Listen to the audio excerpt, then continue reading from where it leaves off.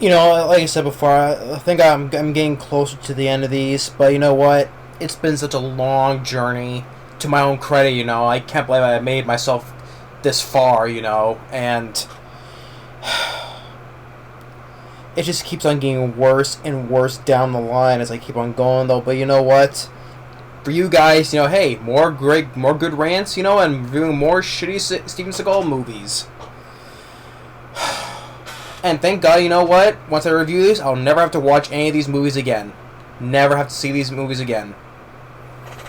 Like I said before, there's only count one hand of of 1,000 Seagal direct-to-video movies I've done. I can only count one hand. Like I said, Urban Justice is the best one. I like Pistol Whips. Did not mind Into the Sun or The Keeper or Maximum Conviction. You know, that's only like one hand though. Out of like how many he's made, like about 100, 100, 500, whatever, you know. Especially he made freaking 7 in 2016, you know. Like Jesus criminy, Seagal, Jesus criminy. And this is the last one he did in 2016. Contract to Kill. Well, just like End of the Gun, it's an absolute useless pile of nothing movie. It's another waste of freaking space, and it's a waste of film. And this would cost like $5 million. $5 million should have gone to some other movie, you know. I'm like Hardcore Henry, like I mentioned in the Perfect Weapon, which they stole stuff from that, you know, is much better than any of these movies combined. All these movies combined together. And that was done for a low budget, and it would look far much better than any of these movies. I love Hardcore Henry, you know, which they stole that whole, is he a wife or not, from the Perfect Weapon. That was low budget, but it was done far 10 times better. And Contract to Kill, once again, yeah, and you know what? End of the Gun, the last review, is much shorter because there was nothing to talk about. It was putting me to fucking sleep, which are rightfully so, because that's what all these movies are doing to me, is putting me to sleep because they're so goddamn boring, you know? These ones will be just, hey, if you want to watch these, probably it's a good thing, because these films are probably good, sleep-inducing movies. They're perfectly good at putting you to sleep. Maybe that's why my End of the Gun was so short, because it was a good thing, because you know what? It was a useless, boring movie, and it was putting me to sleep, if you noticed. And it's probably a good thing because there was nothing to talk about in that movie anyway. And the same thing here. It's another waste of air for me, okay? This needs to get out of my face. These movies... No, Seagal needs to get out of my freaking face now, because I'm tired of his freaking goatee now, and it's those same piss yellow glasses he always wears every single movie now. And once again, he's sitting in a freaking chair like he usually does in like the last 20 of these movies. You know, sitting his fat ass down. And once again, doesn't look like he doesn't give a shit. He doesn't look like he doesn't want to be there. You know, maybe if you give him more Big Macs from McDonald's, he'll probably get more energy going. Or yeah, you know, Seagal, just get out of my face. You know, stay in Russia with your buck buddy Putin. You know, I'm tired of Seagal now. I don't respect the guy anymore, okay? Like I said, I'll always love his golden movies from back then. Ever since From Above the Law, all the way up to even Fire Down Below, and even Exit Wounds.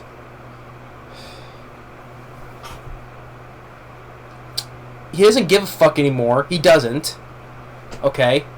He's doing it just for the money, okay? Yeah, he has to do it for money, because that's why he made 7 freaking movies in 2016, with this ending with this movie. And this director, needs to stay away from fucking Seagal. Keoni Waxman. He directed like 7 of these movies with Seagal.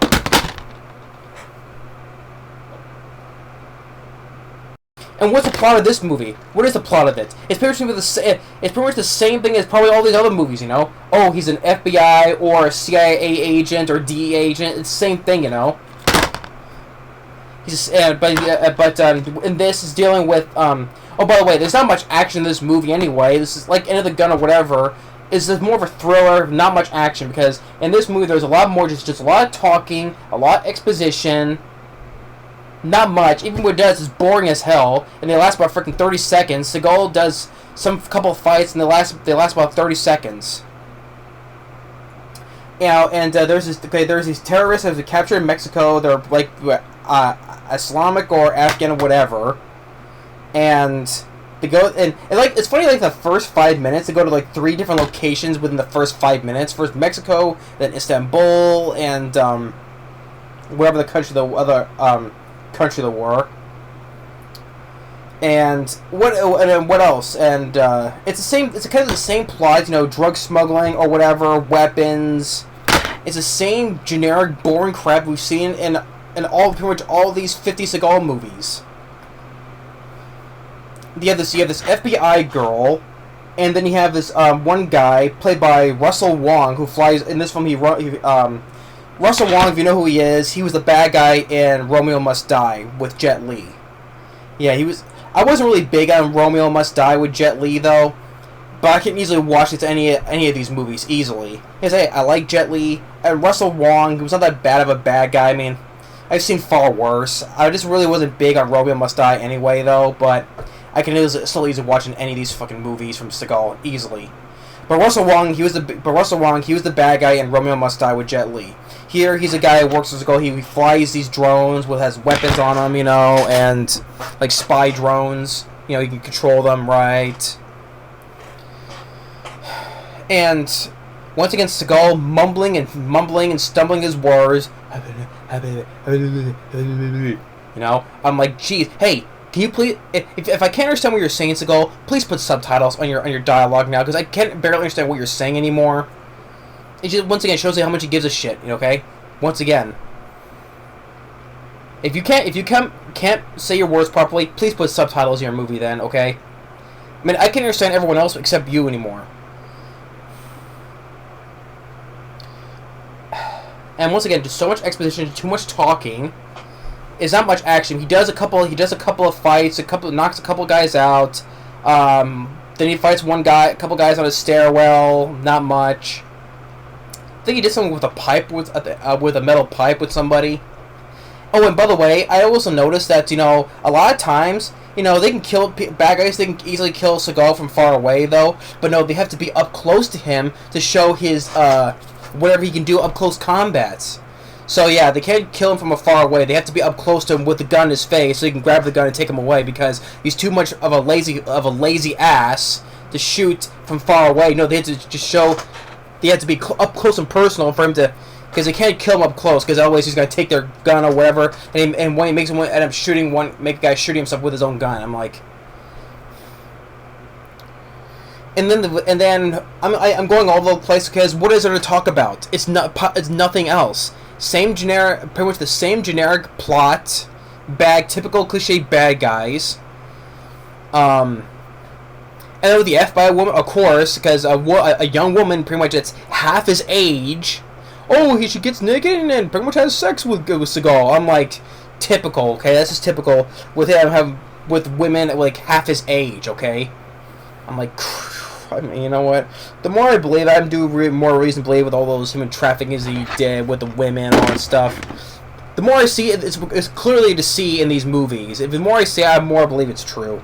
I know I can't prove it because I wasn't there, okay? I'm like, jeez, he has this obsession with doing with young women that are half his age. Yeah, hey, or maybe some women just like to be with a fat ass like him, I guess. I don't know.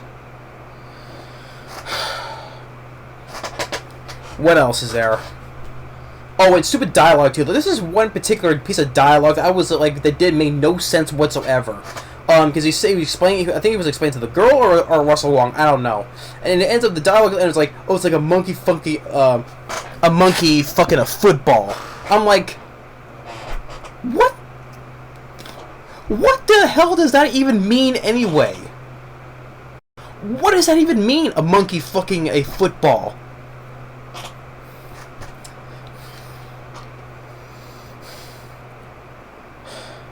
A lot of his dialogue is so freaking stupid, you know? What he says. I have no idea what that means anyway. Jeez.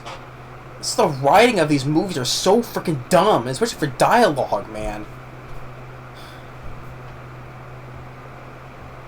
What else is there? Oh, and I don't know if this makes any sense, because there's this little girl who keeps looking up and seeing a plane explode. I don't know if it's the same girl or it looks like a flashback, and then we see the same girl later, and then we see a plane explode. I have no idea. Someone please explain that to me. I have no idea if it makes any sense. And then by the end of the movie, there's I guess it's a different girl. Then she's looking up, and there's a plane that doesn't explode. I have no idea what it means. I pretty much don't care anymore because all these movies don't make no sense at all whatsoever. And then I guess they call for backup. You know, Russell Wong and Steven Seagal. They call for backup, and a bunch of these guys and they look like the freaking SWAT team, whatever, and they kill pretty much a bunch of bad guys. And then when it ends, like, I guess they go separate ways, and then Steven Seagal drives in the same yellow car he drove in before.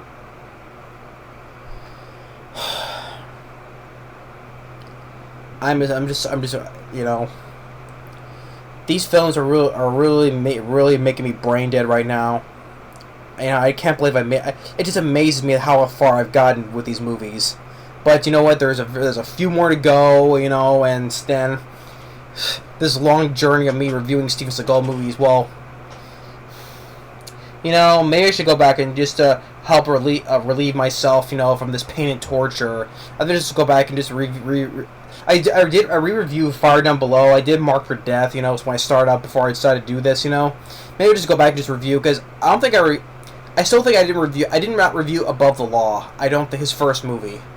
I don't think I did. You know, I think I should review that and re-review whatever ones I did, just, you know, just to remind how good when Seagal was back then, you know, back when he gave a shit. Even though, yeah, even back then when he was in his younger golden years, yeah, he still was a hard ass to work with. I know that. He still had that ego that he was better, you know, but still.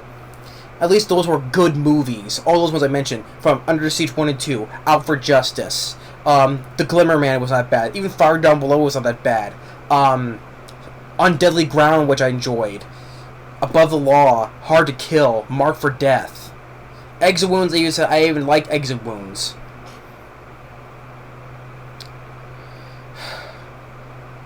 You know, it's funny though that, you know, even as I mentioned before, Jean-Claude Van Damme's direct-to-video movies, there's a lot of them I liked, and they're far much better than any of these movies. Yeah, and people say he has the same exact expression he has all the time. He looks like a zombie, but you know what? He still has more charisma and more energy, and he kicks more ass than Seagal does in his lazy ass. Well, so Van Damme has more energy and charisma than he does. A lot of the ones I've liked, you know, from, like I said, Shepherd Border Patrol, Wake Up Death, In Hell, Replicant, The Order, JCVD. You know, even Dolph Lundgren is better than has better directed video movies. With a Skin Trade, Battle of the Damned, Command Performance. Russian Specialist, Red Scorpion, much better. Dolph Lundgren has done far much better as well. Michael Jai White with Blood and Bone, Scott Adkins, Undisputed 1 and 2. I forget he did. I forget. Yeah, I think it was Scott Adkins who started Undisputed. I think Michael Jai White too, though. Any of those guys, Gary Daniels, Tony Jaa, which he started along with Dolph Lundgren in Skin Trade. Any of these guys have done better directed video movies.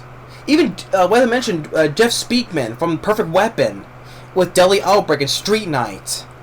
Any of these guys are better than Steven Seagal is.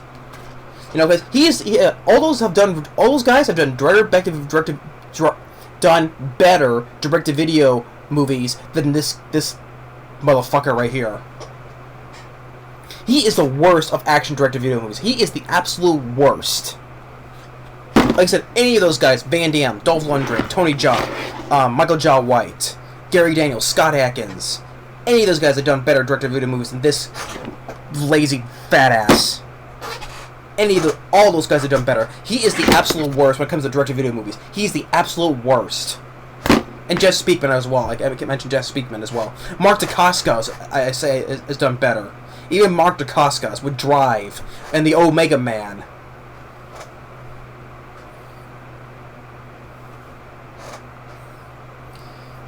At least all of them show they have energy and charisma, like they do give a shit, unlike this guy. This is what I think about it. Contract to kill, please. Yes, I want to set up a contract so I can kill any more of these movies that Seagal does. Let me do any more of these movies. I'm freaking sick and tired of this bullshit of this guy. Yeah, I know. This is. At least I have a few. I have a few more to go, and that way I'll never have to watch any of these movies ever again. But hey, you know what? I do it for you guys because you enjoy my rants and more fun rants, you know. But I always been meaning to do all these movies one day. It's been a long time, for 10 years now, yeah. And I'm finally getting it done. That way I can get all this. It's a big sign of relief and getting this out of the way for once and for all. I just can't believe I made it this far, you know. I mean, it's just so agonizing, so atrocious, pain, torture, and all this stuff, you know. The last few ones, like Contract to Kill, End of the Gun, it was so sleep-inducing. That's why my review of that was so short, because it was putting me to freaking sleep. If you don't believe me, just watch these movies for yourself. Tell me if these movies make you fall asleep from exact boredom.